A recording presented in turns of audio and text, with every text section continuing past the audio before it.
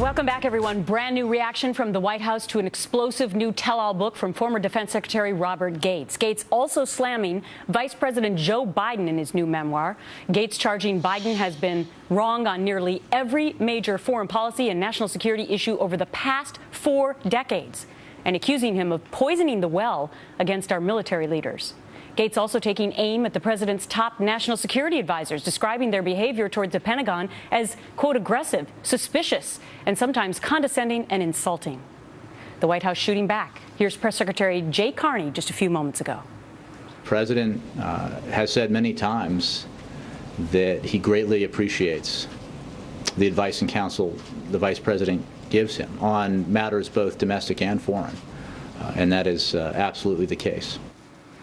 Bret Baier is the anchor of Special Report, and he's my guest now for analysis. Great to see you, Bret. Hey, Gretchen. So much of the focus of this press conference that we just saw with Jay Carney was about Vice President Joe Biden and what Robert Gates had written about him. Why do you think? Well, it was the part of the response that the White House put out that they essentially pushed back on the Gates book. The rest of it, they just kind of blew off for the most part. But they really defended Biden and opened the doors to this lunch with the president and the vice president today.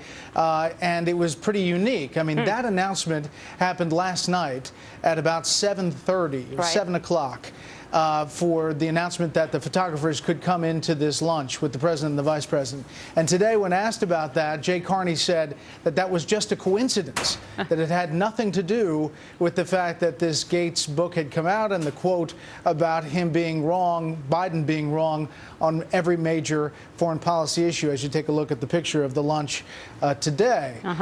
If you looked in the White House briefing room, there were a lot of smirks around the room as Jay Carney was saying that, because that answer really wasn't flying in that room. Well, maybe they don't usually get into that lunch. Yeah. Well, and there's been a lot of talk about photographers as of late with this administration and the so-called lack of transparency after promising to be the most transparent administration. But let's give some perspective to how odd and coincidental it might be that there were photographers allowed into this, because the White House today allowing those news cameras in for this weekly lunch, but the last public photo op, Bret, for which the two met, happened on November 12th.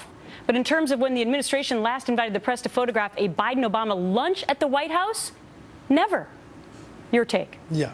I mean, come on, it's a little bit of a stretch, isn't it, to say that it just so happened to be on this day when the White House is aggressively defending Vice President Biden from this quote from a former defense secretary who said he's wrong on every major foreign policy issue.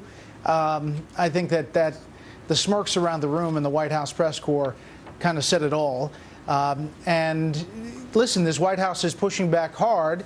They're defending Vice President Biden, and that photo op was pretty awkward. There's no editorial presence in there. It was just cameras.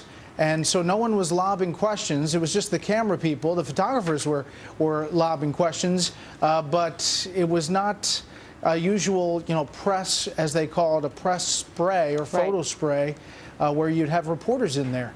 Otherwise, they could get questions about this Gates book. Well, no doubt there are going to be a lot of questions in the days to come, and I know you're going to be addressing a lot of those on your show tonight. Special Report. Thanks so much, Bret.